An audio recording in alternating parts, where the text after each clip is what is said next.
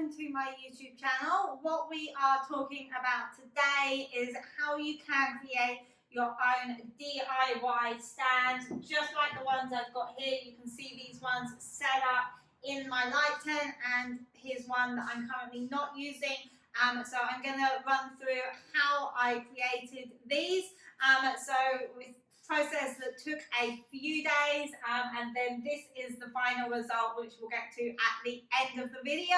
So let's jump in and get started.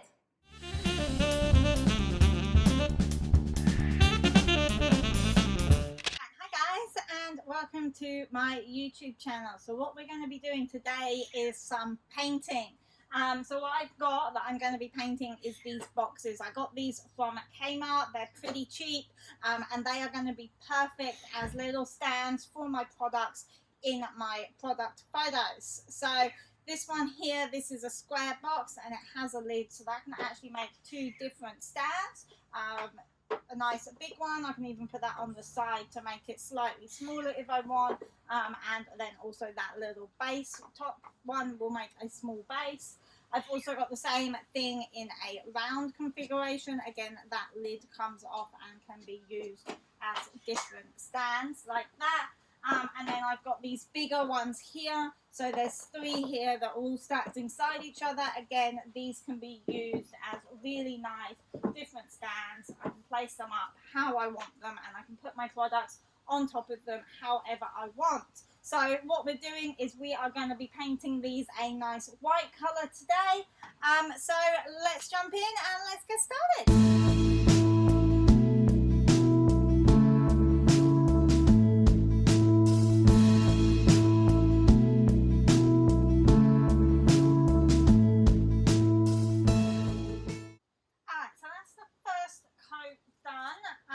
That took me about 30 minutes to do that coat, and I'm just going to leave them to dry. They are looking a little bit streaky at the moment, and they are definitely not very white. So they're going to need probably a couple more coats, maybe 3, maybe 4 more coats. We'll see how it goes. So I'll check back in with you in a few minutes.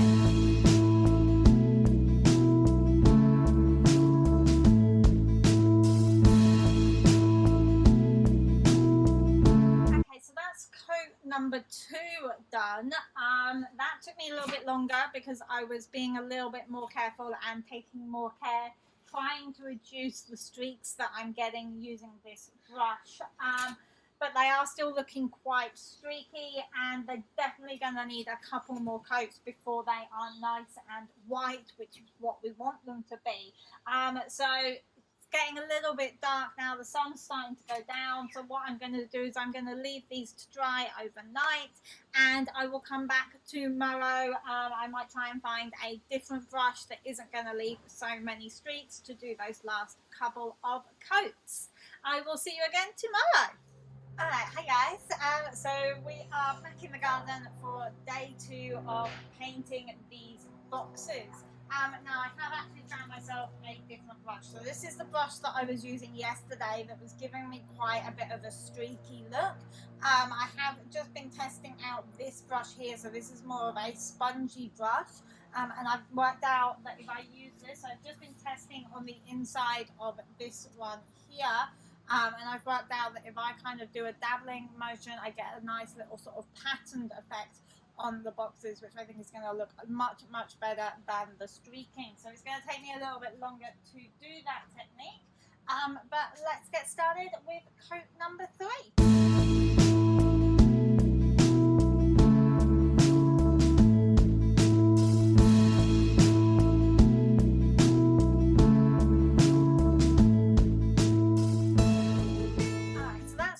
Number 3 done, and this spongy brush is working so much better. The streaks are starting to disappear. It's looking great. I'm gonna need to do at least 1 more coat, probably 2 more coats with this spongy brush to actually get it looking perfectly white and not have any streak marks.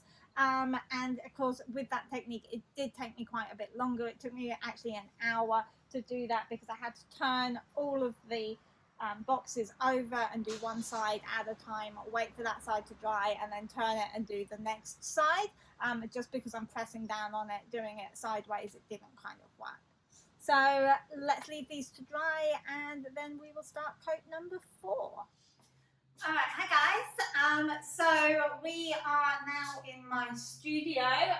We've got these boxes here that I was painting. I did end up giving them about 6 coats of paint to get them nice and white like this, and without any streak marks or anything. So that dabbing motion that I was doing worked much better than actually using a paintbrush. Now I haven't painted the inside of the boxes, I've only painted the outside, because what I'm doing is just going to be using the outside. I might in the future actually go around and paint the inside of the boxes as well, so that I can use them to put things inside as well, not just as stands. But for now, they're just going to be used as stands. So I've got them all here, and I'm going to find some products and we can start taking some pictures with them. So let's get started. Okay, so I've just set up my light tent here. And I've got my ring light here to the side of this, and this is going to help us to create a nice bit of soft light in the images. The products that I am using is a couple of different scented and different coloured candles here. So we've got Salted Caramel, which is a sort of brown colour, and then we've got Water Lily and Lotus, which is a more pink colour. So these are the 2 products that we're going to be shooting today, and we're going to be standing them on these boxes inside the light tank. So let's start setting this up. Now I'm probably not going to use all the boxes for this shoot, and because of the size of the product, they fit perfectly on these smaller ones. So the square one or even the round one is a perfect size for these, but I might use the bigger ones just to give some height to the thing. So let's start stacking them and see how it goes. At the moment we're just testing this out to get the right height difference on our products. So that is now about the right height, about where I want those products to be. Now it's just getting everything lined up nice and neat, because it's not looking very neat at the moment. So bring that one in, just make sure there's no gap there. And again, just moving these around, making sure you've got the nicest looking side pointing towards the camera so you haven't got any marks. Because again, I hand painted these, so they are not perfect. And again, it's just about working it out, seeing how you want things to work. Again, just making sure you haven't got gaps there and creating too much of a shadow or anything. So that is working a little bit better. And I think everything needs to come a little bit closer to the camera. So I'm just going to gently drag that this way. And then my light's going to need to come over a little bit as well. So yes, there we are. We're now getting the kind of shot that I am looking for. Okay, just move my camera to exactly where I want it and make sure that my products are sharply in focus. Let's turn my light on and let's see what we get. So we're on the white light, that's the blue light, yeah. So we're on the white light. Let's put that up to the full power. And let's take a photo and see how this comes out. So I'm going to just change my settings. Put my ISO right down to 200. And drop my shutter speed down so we get a relatively even photo there. So that is on 1/10 of a second, ISO 250 and f5.6. And again, just going to turn my self timer on so that I don't get any shake with this longer shutter speed. and let's take a picture and see how that has come out. So because I've got those jars so close to the front of this board, of this tent, sorry, I am getting some reflections in the front of the product there. Let's just try moving this. I'm getting a lot of reflection coming in from the windows here. So this is where my problem is coming in. So, problem of shooting in daylight, guys. Always better if you can shoot at night and you don't have that outside light coming in. So what I'm going to do is I'm just going to find a piece of black card and we are going to block some of that light out. Where my black card's gone? Down the bottom. Ooh, things flying everywhere. So if I just bring this in here, we are getting rid of some of that light that's been coming in. That is looking a lot better. So if I just hold that there, and let's take another shot and let's see how that one comes out.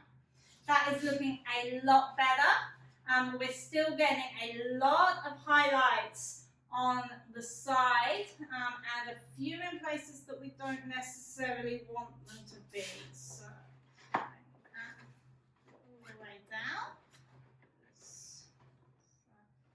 That was being reflection. Oh, it's definitely coming in from that window on there. So again, just working out exactly where to hold this piece of card.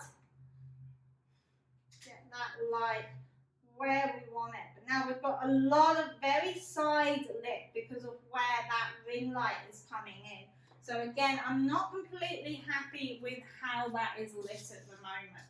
So I am going to push these a little bit back inside the tent. And we will bring it again a bit forward. So they're in about the same place. But I can then move my ring light so that it is lighting them from the side instead of from the back. And let's see how we're going now. We're still getting some of those reflections, so I still need this black card. But let's take another shot and let's see how that works.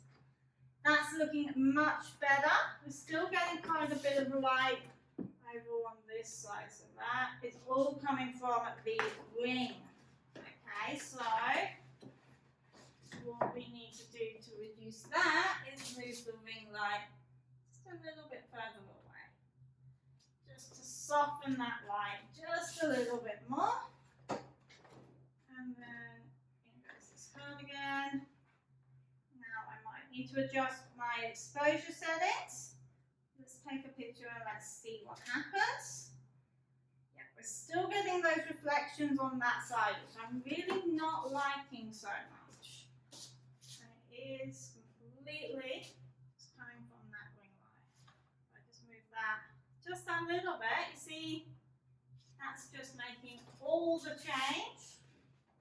Maybe a little bit more even. Let's see how that is working.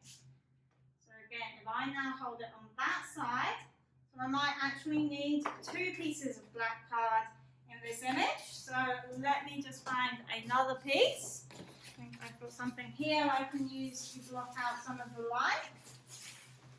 So yeah, so that is actually light coming in from the other window. So what I can do is I can just click this up here so that it's not in the picture. There. That is now blocking out the light from my other window in the back of the room. And then I can hold this card up here. Maybe move that this way a little bit. And let's try another shot of that and let's see how that comes out. So it's now looking a little bit on the dark side in the front here. But that back is the back is well lit, but the product is looking pretty dark. So we're just all about playing around and getting that light where we want it to way a little bit. Start to get a bit more light in the front there.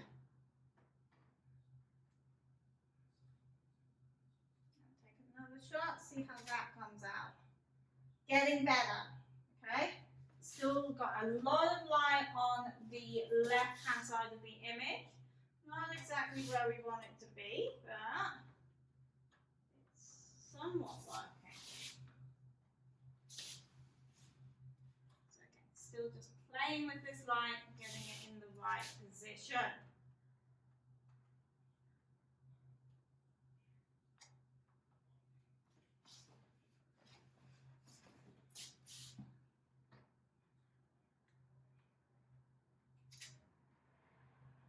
Okay, that's coming out a little bit better. It's a little bit too dark. We are still getting those highlights on one side of the candle, but I actually quite like them now. So I'm just going to increase my exposure on this photo. So I'm just going to push that down to 1/4 of a second. And let's take another photo and see how that works there. Yeah, okay, that is looking beautiful. I am pretty happy with that. It's going to need a little bit of work in post-production, just a bit of cropping and working with those highlights and shadows and making sure they are perfect where we want them to be. But I'm happy with that. So let's leave that lighting set up like that, and let's see what else we can do with these stands here. So move this out of the way a little bit, just make sure that you guys can see what I am doing. And let's have another play with moving these lights around. Let's try using these circular ones this time. So let's take these here. I'm going to move these ones out. Okay, I want to get the similar height wise. So I do something that. Let's just have a play and see what we can do.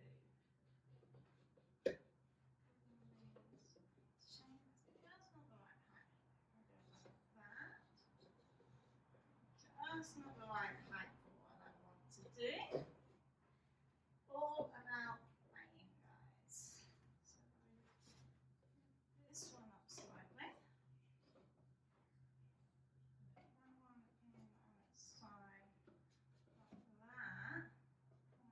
That one up there. So now, let's see, I'm just going to swap these around. So we've got candles on the opposite sides. And now we've got, again, a very different shot there. So we've now got the circular ones in the shot. We have got that sticking out on the corner there, which I'm not so much of a fan of. I think I can get rid of that. Not in the way I want. But push them closer together. And again, I just flop in on those two. And that will work really well once cropped in. So, again, hold up this to block out the extra reflections that we don't want. And take a picture. And that is beautiful as well. So again, I will show you guys how I have cropped this when I actually edit the video, so you can see how that light is working on these pictures and how these shapes are working and how these things can be used. So let's just try one more different setup. Let's do something totally different. So I'm going to vary where the things are this time. So we are going to have salted caramel in the front. And we're then going to put this one up a little bit higher at the back, so it is now behind the salted caramel.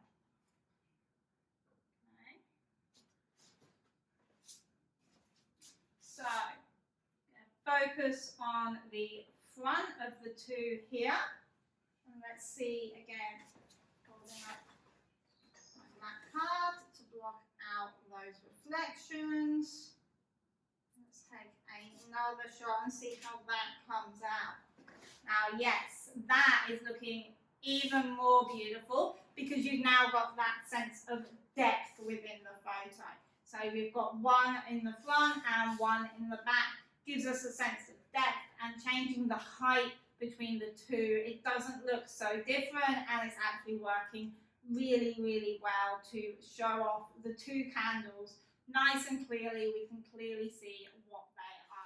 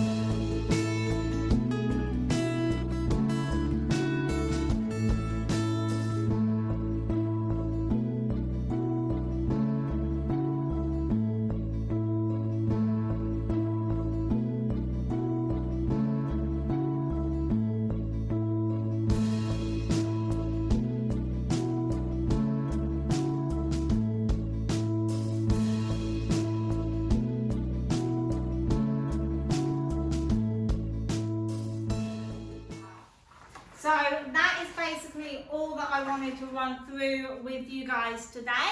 So thank you very much for watching. I hope you have enjoyed this video, and I will see you again in the next one. And of course, don't forget to press the thumbs up button if you have enjoyed this, and of course subscribe to my channel to get more videos like this on how to create standout photos of your products. Thanks again for watching. Bye bye.